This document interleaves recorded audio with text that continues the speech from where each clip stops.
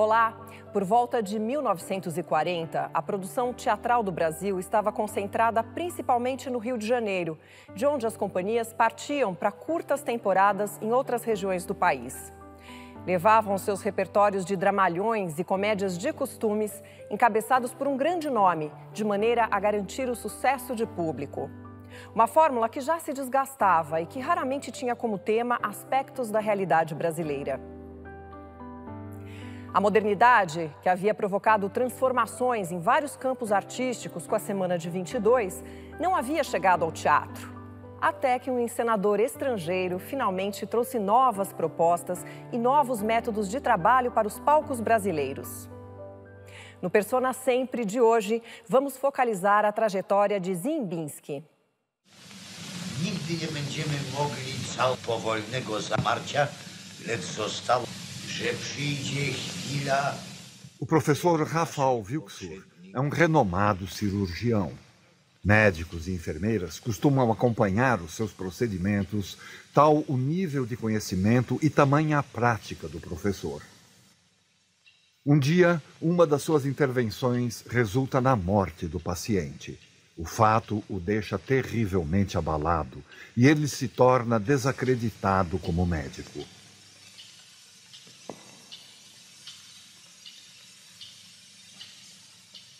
Ele se afasta da medicina e se isola numa pequena cidade, amargurado. O tempo passa e, anos mais tarde, o noivo da sua filha precisa ser operado com urgência.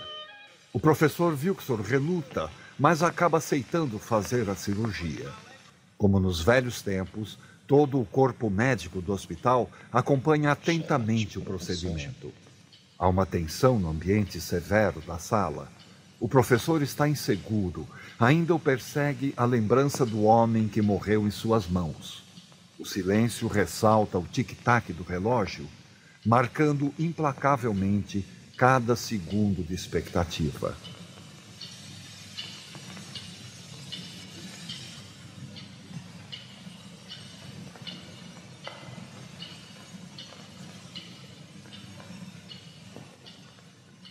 Por fim, a operação tem um bom resultado. O paciente está salvo. Esse é o enredo de um filme polonês chamado Professor Wilczur, produzido em 1938. É uma adaptação de um romance de grande sucesso na Polônia, publicado até hoje.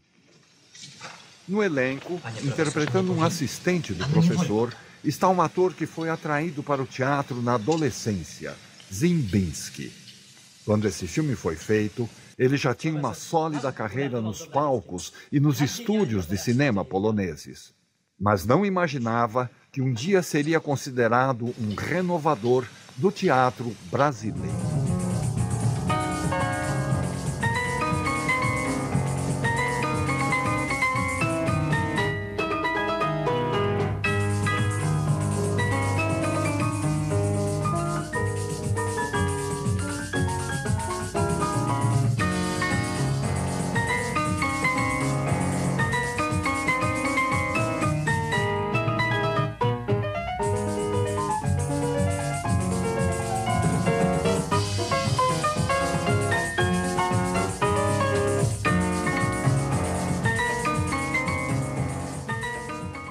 Quem sou eu? É uma pergunta muito difícil a responder. O que é mais fácil a responder é dizer o que existe dentro de mim e do que eu vivo. Se você acha que eu gosto de música, gosto de pintura, gosto de poesia, gosto de vinho, gosto de comer, gosto de tudo que é merecedor de se gostar, se eu romantizo, se eu sou concreto, se eu sou vulgar às vezes, que eu sou poético, se eu me zango, se eu sou doce, se eu sou mau caráter, se eu sou bondoso, tudo isso faz parte desse núcleo que é a vida. A questão é de se propor a viver. Vamos lá? Vamos lá, vamos lá. Alexandra, primeiro, obrigado pela sua participação, diretamente da Polônia, para falar com a gente. Muito obrigada, é um prazer. Alessandra, é o seguinte, como é que se pronuncia exatamente o nome tão complicado para nós brasileiros, Zbigniew Ziembinski? Tem uma pronúncia, qual é a pronúncia polonesa correta? Ok, bem devagar, porque nós temos essa característica, né, de ter muitas consoantes grudadas uma na outra. Então, bom, a pronúncia correta seria Zbigniew Ziembinski. Repete. Zbigniew Ziembinski. Ziembinski, tem esse N aí do Ziembinski tem um som especial, né? Tem, bem especial, por isso eu acho que aquele apelido Zimba ficou bem melhor. Para nós facilitou muito. Para entrar na conversa, queria te perguntar o seguinte: o teatro polonês foi muito influenciado aí por duas guerras mundiais, né? Por invasões, perda de autonomia, tal. Tudo isso refletia na produção de teatro da Polônia, principalmente entre as guerras, entre a Primeira e a Segunda Guerra, né? Uma aula bem resumida da história. Polônia, até o fim da Primeira Guerra Mundial, em 1918, não existia no mapa mundial, ou seja, é um país muito antigo, né, mais que milenar, mas naquele período de 120 anos, ou seja, a partir do finalzinho do século XVIII até 1918, quando terminou a Primeira Guerra Mundial, a Polônia não existia, por 120 anos. Desde o século XVIII, o território da Polônia vinha sendo dividido entre os seus vizinhos russos, prussianos e austríacos. Em 1865, uma revolta dos poloneses fracassa e a Rússia impõe sanções severíssimas, aniquila todos os vestígios da antiga autonomia polonesa. A Polônia só ressurgirá como país independente em 1919, no fim da Primeira Guerra Mundial. Quando terminou a Primeira Guerra Mundial, teve esse período muito rico de 20 anos até a eclosão da Segunda Guerra Mundial. Tivemos esse laço de 2 décadas apenas, 20 anos, 1918 até 1939, quando o teatro polonês teve um período muito rico, muito potente, muitos diretores de teatro surgiram com ideias muito inovadoras. Quando a gente pensa no teatro polonês, a gente lembra logo do Tadeusz Kantor, claro, do Grotowski, né? São nomes que estão aí, continuam vivos na cabeça de todo mundo, né? São grandes nomes que, com certeza, são nomes que não ficaram apenas, digamos, não marcaram apenas a importância no solo nosso polonês, mas eles sim tiveram essa grande força, grande potencial de espalhar a genialidade deles além da Polônia, chegando, claro, no Brasil também, chegando em outros países também. A Cracóvia, que era a região lá onde o Zimba nasceu, né? Foi na região da Cracóvia, né? Sim, ele nasceu num povoado bem pequeno, perto de Cracóvia, alguns quilômetros de Cracóvia. O povoado se chama Wieliczka e é bem conhecido, e Ziembinski sempre lembrava disso. Em vários depoimentos ele mencionou que esse povoado era bem conhecido pelas minas de sal, onde trabalhava o pai dele também, não como mineiro, mas como médico.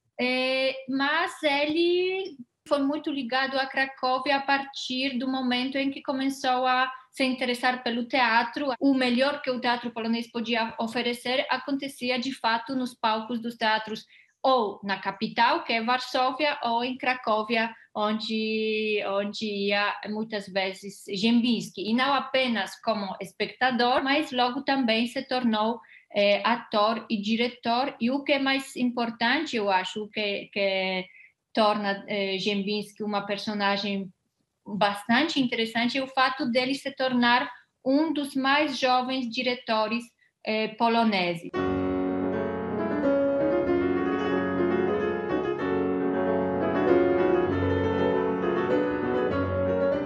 Qualquer diretor desta época do teatro já trazia, especialmente diretor na Polônia, uma formação completa de ser diretor. Eu era um deles, forçosamente, não somente o meu estilo particular, como também todas as influências que poderiam, naquele tempo, cruzar os problemas do teatro, não me eram distantes.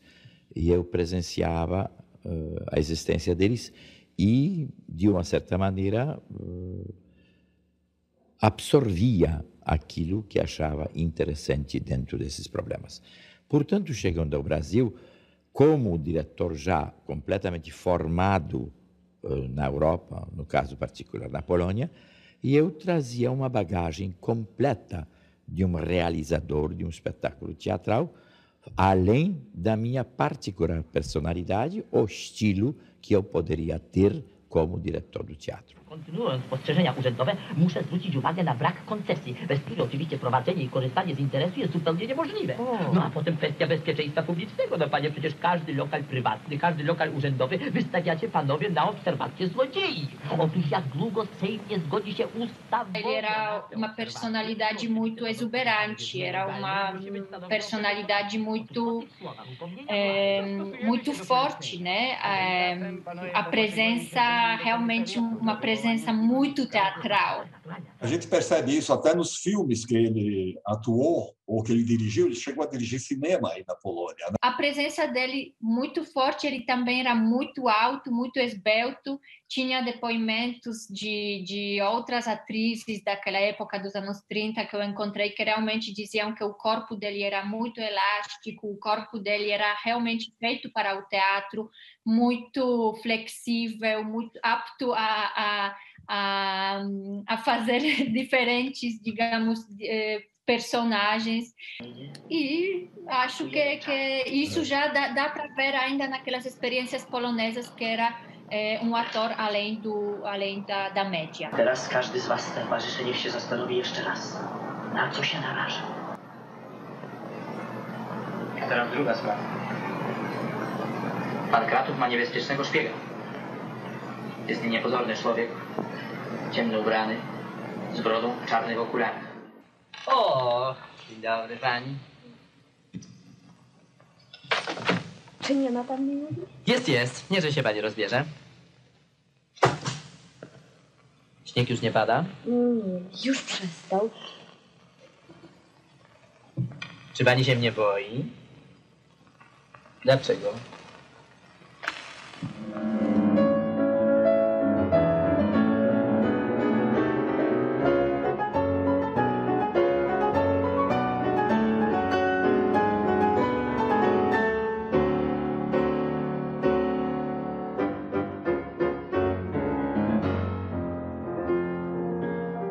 Lendo aqui no seu livro, né, aquele bárbaro sotaque polonês, que é apaixonante o livro, tem um episódio muito bonito que ele conta da primeira experiência dele, que foi na escola, que chamaram ele para representar alguma coisa assim que ele nem esperava muito, e ali parece que ele sentiu que alguma coisa ia mudar na vida dele, né? É um episódio muito bacana que ele conta. De fato, como você mencionou, como aquele episódio quando ele conta como foi aquela experiência dele no palco, quando ele tinha 12 anos e quando estreou como ator, ele incorporou praticamente um menino. Pediram a mim, que não sabia de nada, era uma criança ainda, que fizesse o papel de um menino que morreu muito pequeno. E a irmãzinha o chama e pergunta o que ele precisa. E ele diz que precisa de alguma coisa muito amarga, porque quem não sofre amargura na terra não pode ser feliz no céu. Eu decorei, e quando chegou a minha vez, eu falei como achei que devia falar uma pessoa nessa situação. Eu pensei, eu vou ser aquele menino. O efeito foi grande e eu senti uma coisa muito estranha, uma emoção que nunca tinha sentido, uma capacidade de acolher dentro de mim um outro ser humano, para ele se evocar. E eu disse, bem, é isto. Este é o caminho que eu devo seguir. Um grande ator, além do poderio de expressão de força interior, é uma capacidade de absorção ilimitada. É um ser que tem que ter capacidade de ceder a sua própria personalidade aos dezenas de outras. É concessão de si em favor dos outros seres que invadem e que se localizam dentro dessa personalidade para poderem aparecer. No entanto, em suma, é uma incrível personalidade de abrigar todos eles e reduzir a falta de personalidade a si próprio na hora quando você vai pari-los.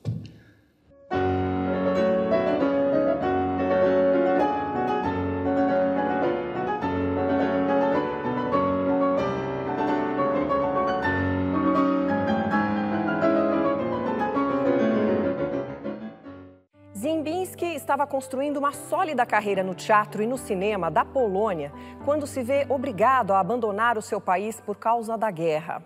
É já no próximo bloco.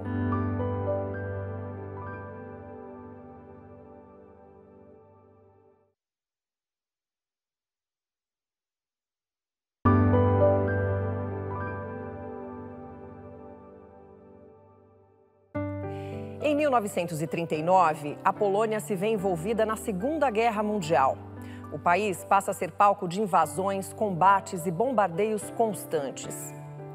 A partir de então, milhares de poloneses emigram para outros países. E dentre eles está o ator e diretor de teatro e de cinema Ziembinski, que parte numa viagem longa e tumultuada.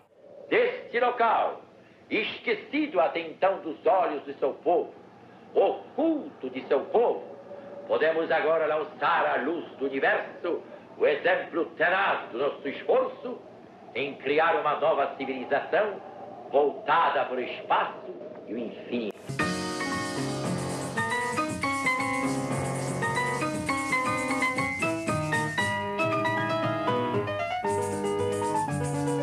Aí acontece, ou seja, depois de 1939, começa a questão da Segunda Guerra Mundial. E aí há uma grande imigração polonesa, não só para o Brasil, acho que para outros países também, não sei se você pode me explicar melhor.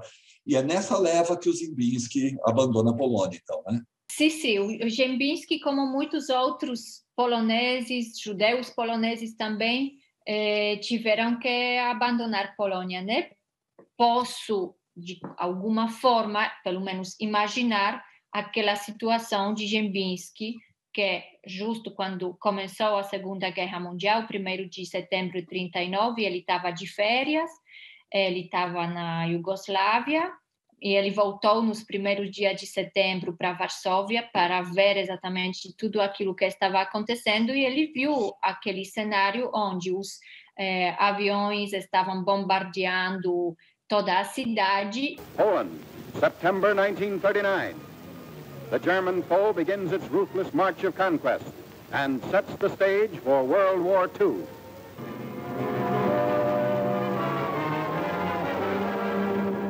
Logicamente que a minha saída da Polônia foi resultado da guerra e a tentativa de se afastar um homem na minha idade, que era a idade militar, dos eventuais nocivos efeitos dessa guerra e preservar uma entidade que possa ser futuramente útil ao meu próprio país e que se tornou útil ao país que agora é meu. Ziembinski emigrou para o Brasil, mas também se sabe do fato que ele não queria ir para o Brasil, ele tinha aquele objetivo, objetivo de ir para Nova York, porque ele tinha algum contato, ele comentou que tinha um grupo de atores amadores poloneses, também imigrantes poloneses em Nova York, que estava aguardando ele, aquele sonho de ir para a América,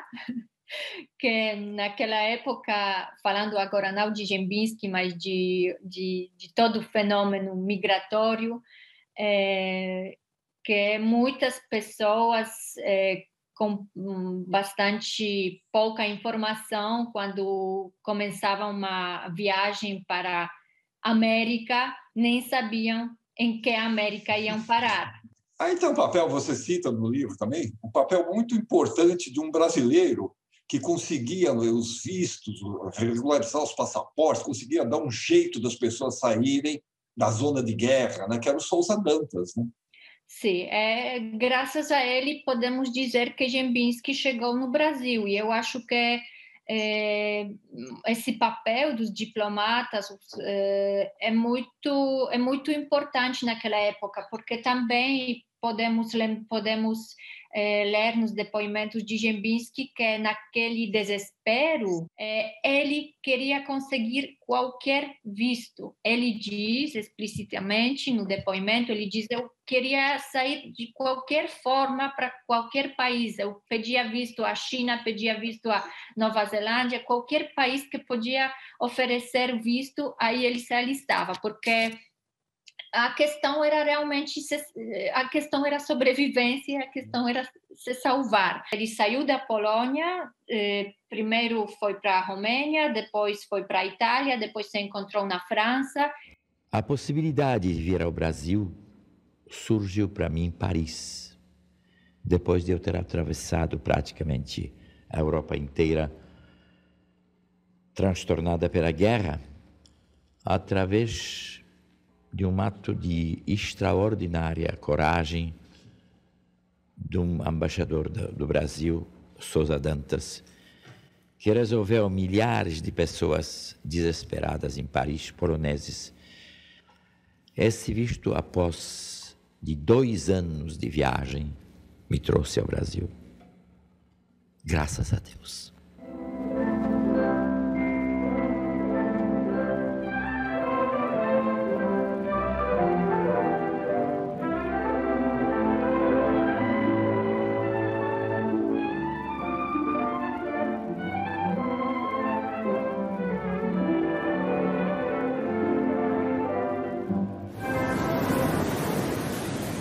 Foi uma viagem longa essa, né? As viagens de navio entre a Europa e Brasil costumavam demorar, em média, 3-4 semanas naquela época.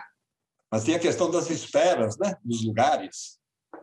Exatamente. Aquele navio em que embarcou Dembinski, eu acho que teve menos sorte de todos os outros navios, porque tenho inclusive aqui, acabei de ler agora, revivendo a história de Dembinski, ele conta muitas aventuras bem doidas, assim, o que aconteceu, o navio primeiro saiu da França, depois chegou em Dakar, teve que voltar. Em Dakar ele falou que ele ficou parado algo que eu não tinha entendido bem, tem que estudar muito bem esse assunto, que ele falou que ficou em uma espécie de campo de concentração em Dakar um tempo. Talvez não seja aquele campo de concentração que a gente tem na cabeça, mas talvez seja um lugar onde ficavam retidas as pessoas, né, que estavam em trânsito, né? Talvez seja isso.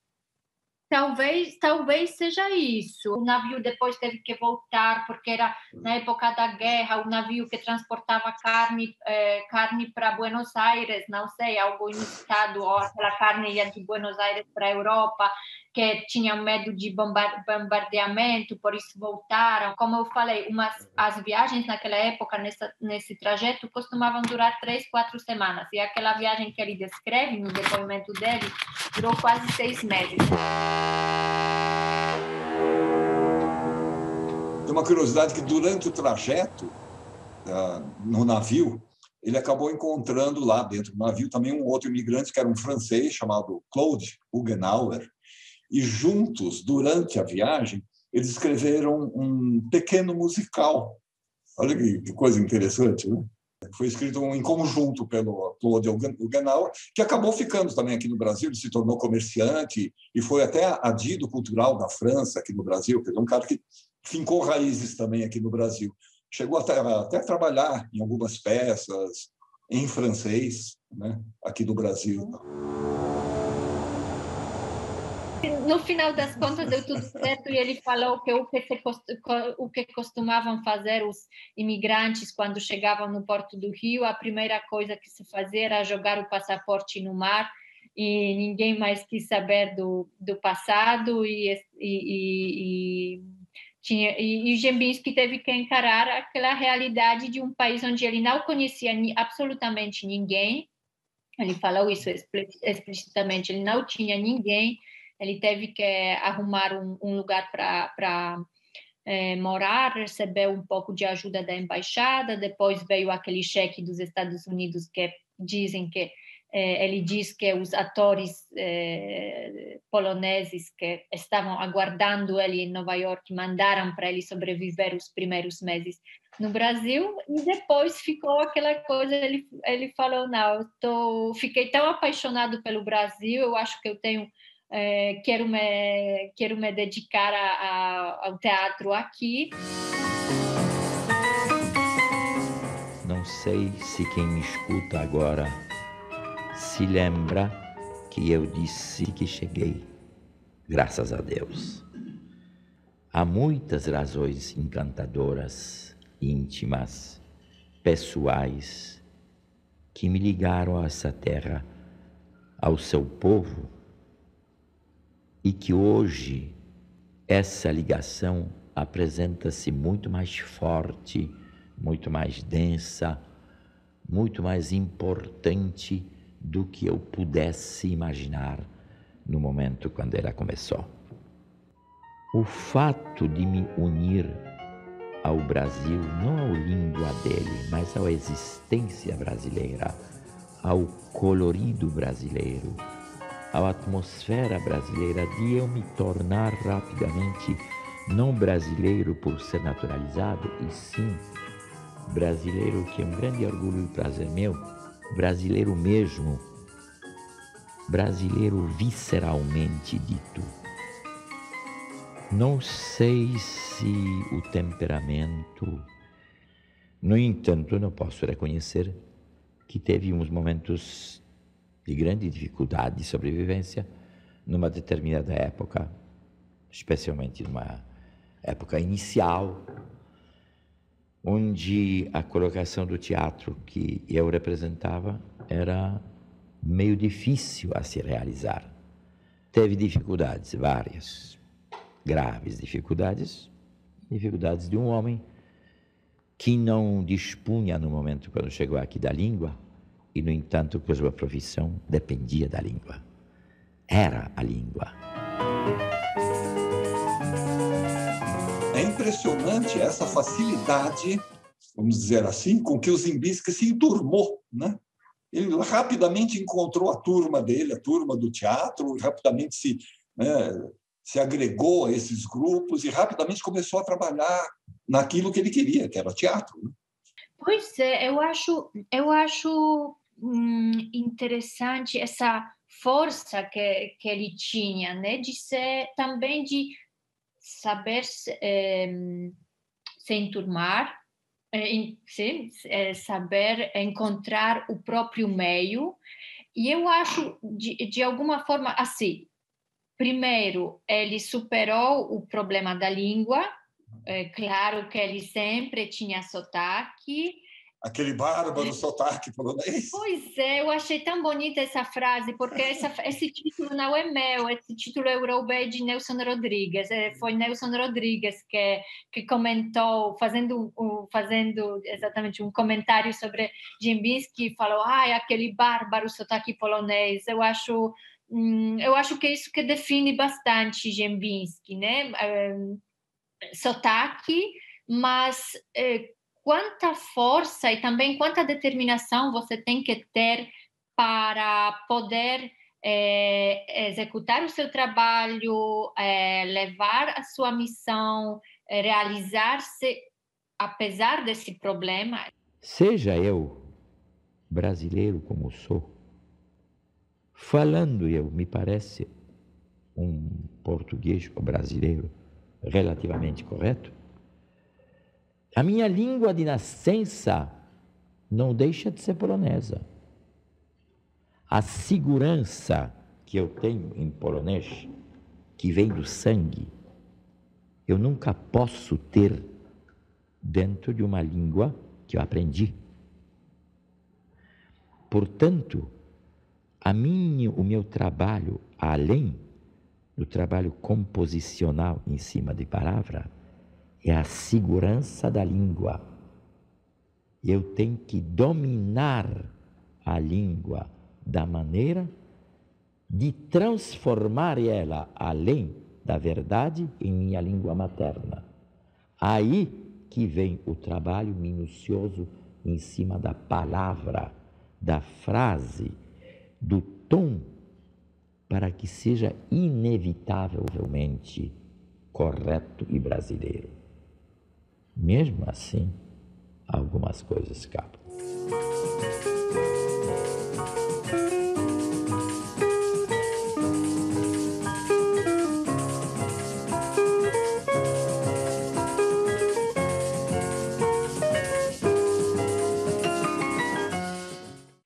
Ziembinski não tinha a menor ideia do que se fazia no Brasil em termos de teatro. Nem o idioma ele conhecia. Mas seria ele um dos responsáveis pelo que se convencionou chamar de modernização do teatro brasileiro. É o que vamos ver no próximo bloco.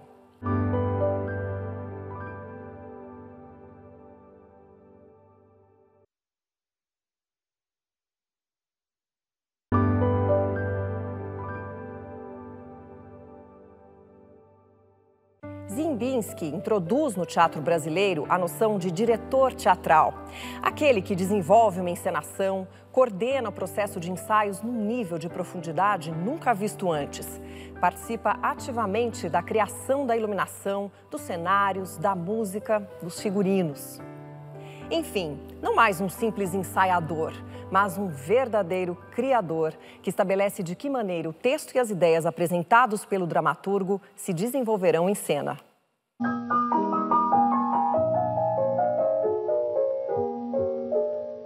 Dois meses e meio depois da minha chegada ao Brasil, tive o meu primeiro contato com o teatro brasileiro por mera casualidade.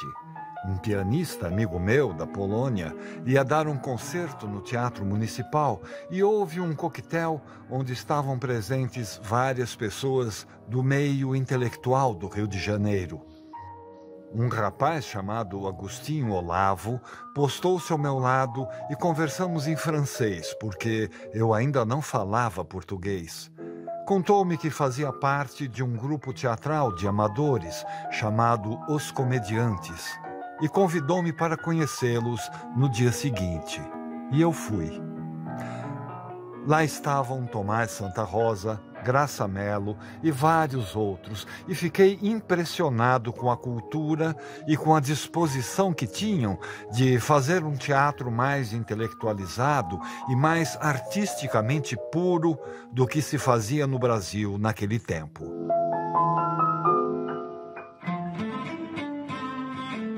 Semanas depois, compareci a um ensaio geral da peça A Verdade de Cada Um e dei alguns palpites sobre a iluminação do espetáculo. Em dezembro de 1941, fui convidado por um dos atores, o Luiz Tito, que fazia parte também de um outro grupo, o Teatro Acadêmico, para dirigir À Beira da Estrada. Foi o meu primeiro trabalho de direção no Brasil e que me abriria a possibilidade de dirigir outras 3 montagens até 1943, quando aconteceria Vestido de Noiva.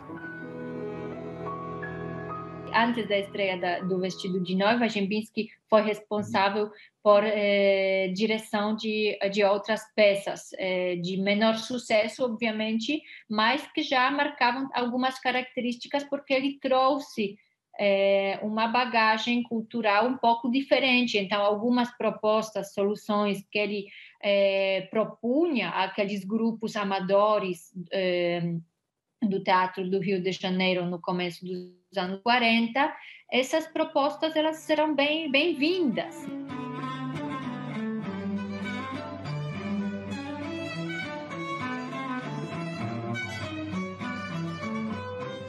O teatro que eu encontrei em 1941-2 era um teatro mais para digestivo, um teatro de 2 sessões por noite, um teatro de comédias levezinhas, fazendo um grande astro, cercado de um elenco, apesar de grandes tentativas, já naquela época existentes, de que se conscientize o teatro e leva para um outro tipo de repertório. Ele se integra com o pessoal dos comediantes, montam alguns primeiros espetáculos e aí vem o Vestido de Noiva.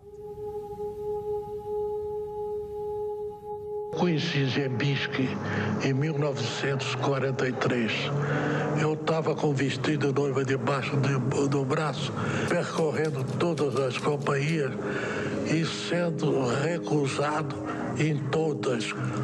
Foi aí que apareceram os comediantes com Ziembinski. Apareceu Nelson Rodrigues, um conhecido e talentoso naquele tempo jornalista, com o texto da segunda peça dele, porque a primeira dele era Mulher Sem Pecado, e o Brutus Pedreira, falecido Brutus Pedreira, uma grande figura do teatro e do intelectual brasileiro, me trouxe o texto e disse: lê o texto de um jovem escritor brasileiro que nós achávamos muito talentoso. E eu li e fiquei realmente impressionado com a forma, com a sensibilidade, com a linguagem, com a previsão psicológica que ele tinha, com a sensibilidade quase de um psicanalista que solucionava vários problemas, e achei uma excelente peça. E dispus-me a trabalhar. E os comediantes pegaram e fizeram a peça. Imediatamente foi ensaiada a peça, ela durou 6 meses de ensaio Vestido de Noiva e foi levada então no Municipal.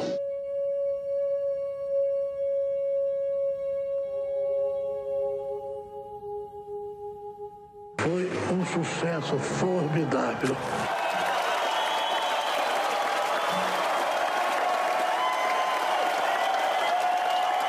Ele surpreende, né, toda a classe artística e todo o público com uma montagem completamente inovadora, né? Pois é, dizem sempre que atrás desse fenômeno, desse sucesso do Vestido de Noiva, tem 3 personagens, né?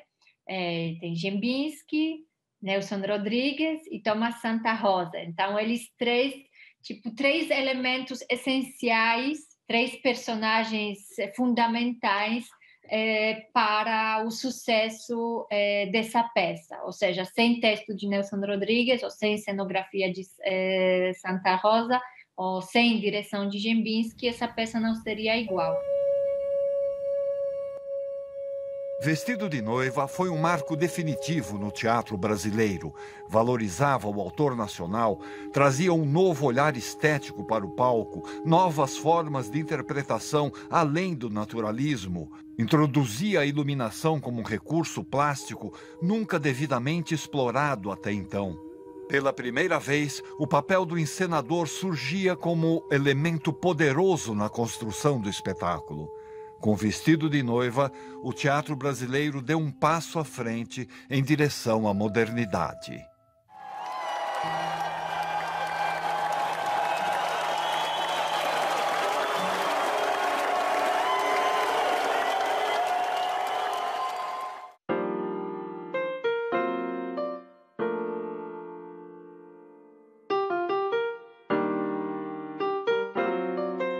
Fui estudar em Lisboa. Em Lisboa eu tive os grandes mestres no Conservatório de Arte Dramática. Fiquei em Lisboa, acho que uns 3 ou 4 anos.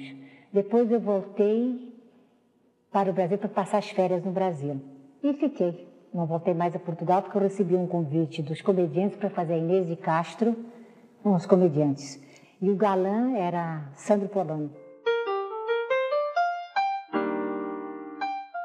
E foi um cenário, uma mise-en-scène assinado por Santa Rosa, fora de série. Zembinsky dirigiu tudo aquilo e eu passo a fazer o galã do espetáculo, que era o Dom Pedro. Zembinsky, muito amigo, muito simpático, um papaizão nosso.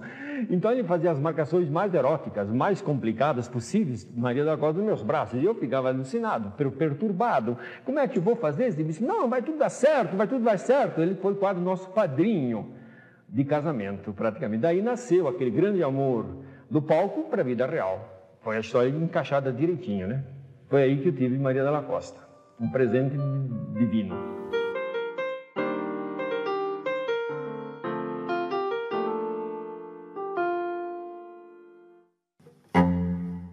Em 1947, Cacilda Becker é convidada por Miroel Silveira para participar da remontagem de Vestido de Noiva. E aí, ela tem o seu primeiro contato com Ziembinski. Seria o início de uma longa parceria. Nós estávamos uma noite num café que se chamava Petrônio, em Copacabana, e o Ziembinski me olhou profundamente. Ou porque chegasse atrasada ao ensaio, ele me disse, você não vai ser uma atriz, compreende? E eu fiquei profundamente atemorizada com isso. Mas eu devo justamente ao Ziembinski uma grande parte da minha vida, do que eu adquiri de conhecimentos teatrais. Foi justamente esse homem que me ajudou a me tornar uma atriz.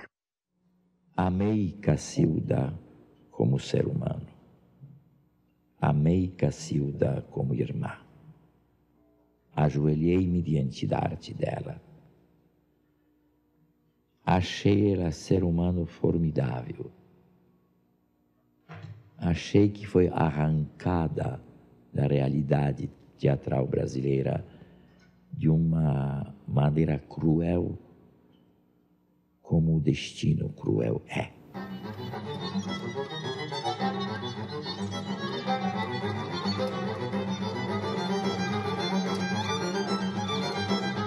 Quem não respeitasse a existência do TBC, prova é que não conhece a realidade do nosso teatro.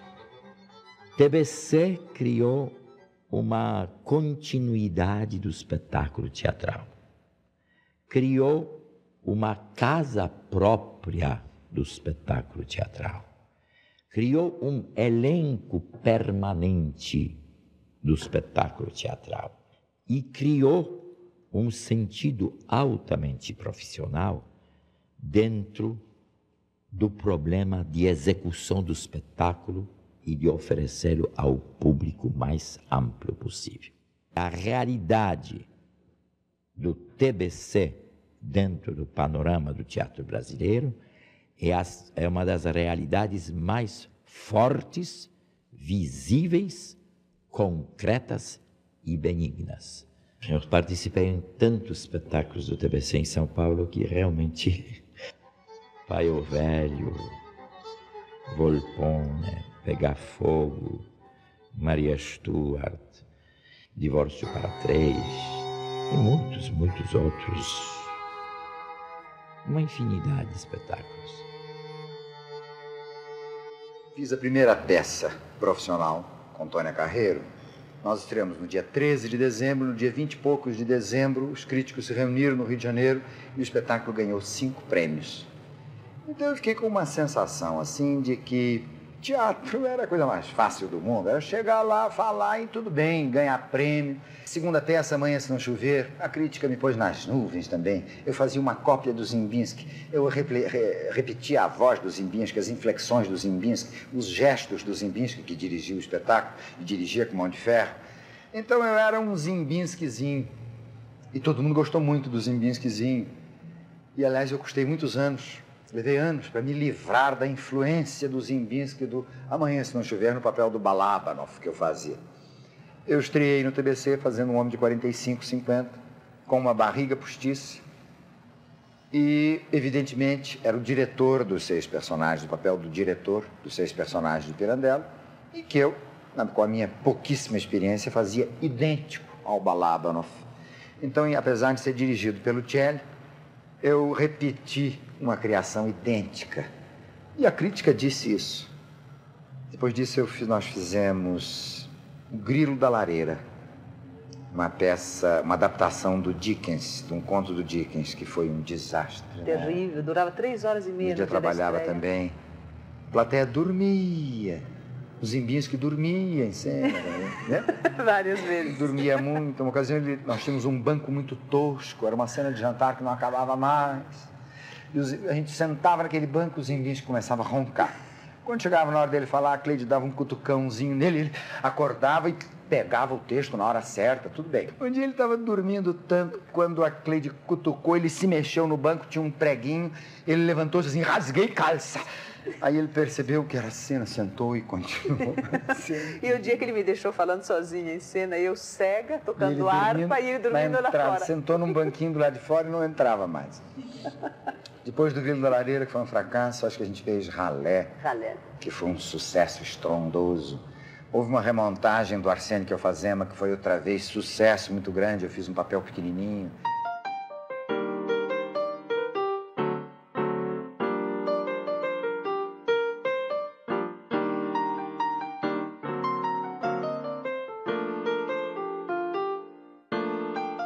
O Ziembinski, ele me impressionava. Agora, com o tempo, eu vejo que a gente podia chamar isso, hoje em dia, com má vontade, porque ele era um romântico também, né? Era um pouco estereotipado certas coisas, mas me impressionava aquilo. Ele fazia um malandro brasileiro, que era joia, bicho. E era um polonês, como é que ele conseguia fazer aquilo? Foi através dele que eu desenvolvi outras maneiras, outras coisas. Eu não abro mão da técnica, não abro mesmo, como o Ziembinski também não abria. Poucas pessoas eu tenho respeito profundo assim de amém. O Ziembinski é uma das pessoas que eu faço amém.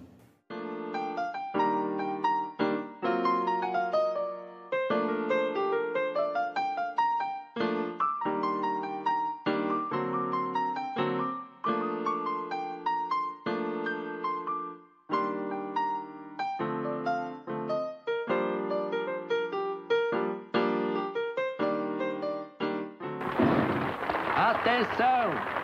Silêncio! Respeitável público, atenção!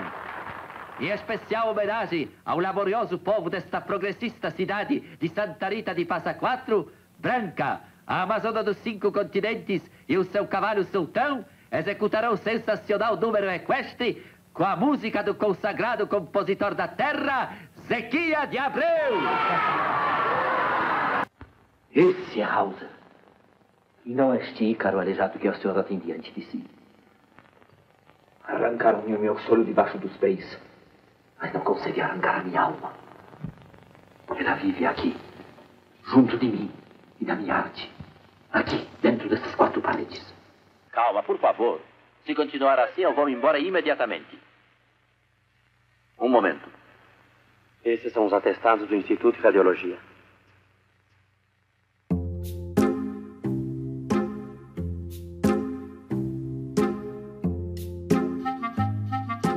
Eu trabalhava com Lauro Corona nessa peça, Cigarras e as Formigas, direção do Wolf Maia, adaptação da Maria Clara Machado. Aí o Ziembinski, todo mundo sabia que viria ver o espetáculo, que era à tarde, final da tarde, para recrutar o Lauro Corona para a novela.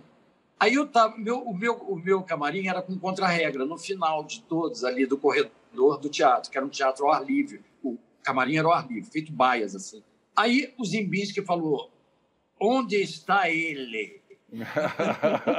E o contra-regra falou para mim: olha, já está procurando. Eu falei: é o Laurinho. Está procurando o Laurinho. Aí continuei, eu fiquei meio acuado assim no camarim. De repente ele apareceu e eu lembro que ele era do tamanho da porta, sabe? De tão alto. Eu levei um susto. Aí eu olhei assim, ele falou assim: eu quero você para trabalhar comigo. Aí eu falei: eu? Aí ele falou: é você. Aí falou: me procura. Vai lá, e me deu o endereço. Aí o contra-regra falou: o que será? Eu falei: poxa, que surpresa. E o Laurinho? Mas aí eu não tinha entendido que o Laurinho ia fazer uma novela e ele estava lançando uma série chamada Aplauso, que era teatro na televisão. Aí eu falei para ele, mas eu vou ter um salário? Ele falou, vai ter um salário. Eu era tão ingênuo que ele mandou eu falei para ele, eu preciso fazer um supermercado. Aí ele falou assim, nunca mais me esqueci disso. Aí ele falou assim, quanto é que você precisa? Aí ele falou, toma, me deu. Eu falei, depois eu vou te pagar. Ele me deu um dinheiro para eu fazer o supermercado como adiantamento, sabe essas coisas? Foi muito bonito tudo.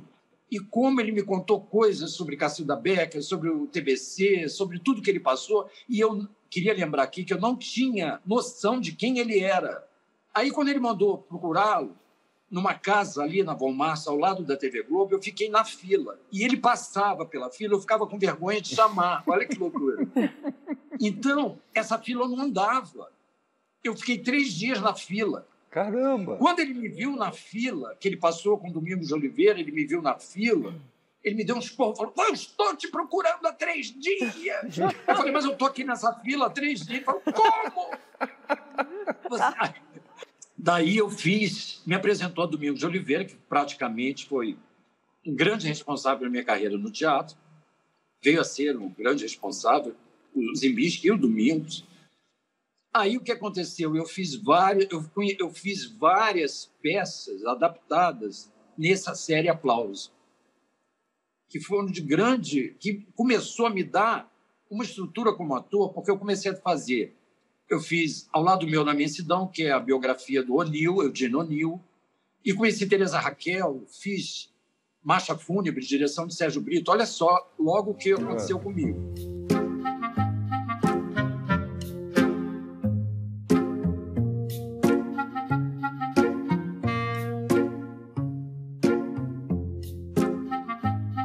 Até que um dia ele me chamou lá no escritório e falou para mim, eu quero te falar uma coisa muito séria. Eu fiquei apavorado.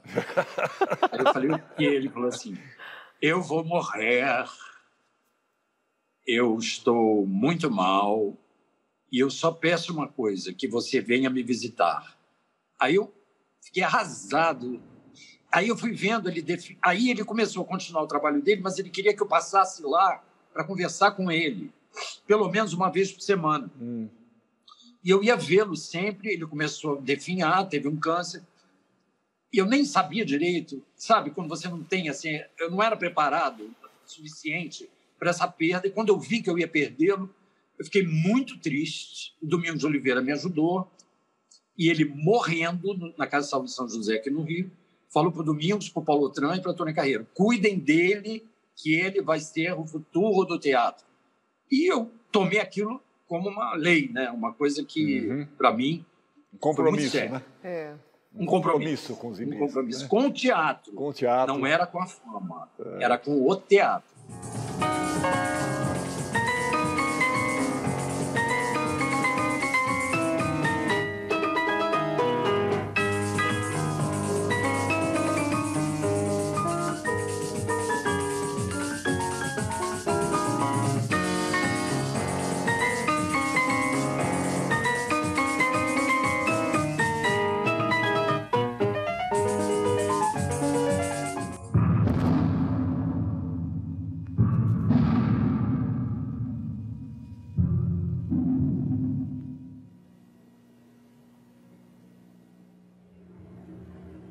Estava à sua espera.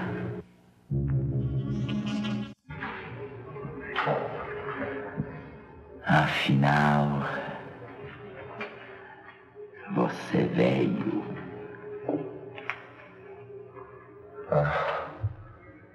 Não sabia das suas viagens, nem dos seus disfarces.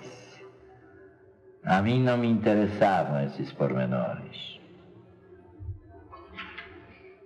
Apenas esperava a sua vinda.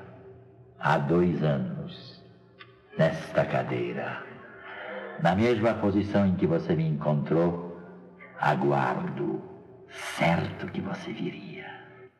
Ninguém vem mais para este prédio. Despejei os inquilinos despedi os empregados, aqui ficaremos 10, 100, 1000 anos. Como o universo se abre e se fecha em torno de si, e se repetem os séculos de milhões de anos na sua transformação. Quem disse que nossa civilização é a primeira? Não sabemos disso. Quem disse que a minha vida é a primeira? Quem disse que a minha morte é a última? Não sou místico, não sou poeta, não sou devasso. Sou ser vivo e procurei viver.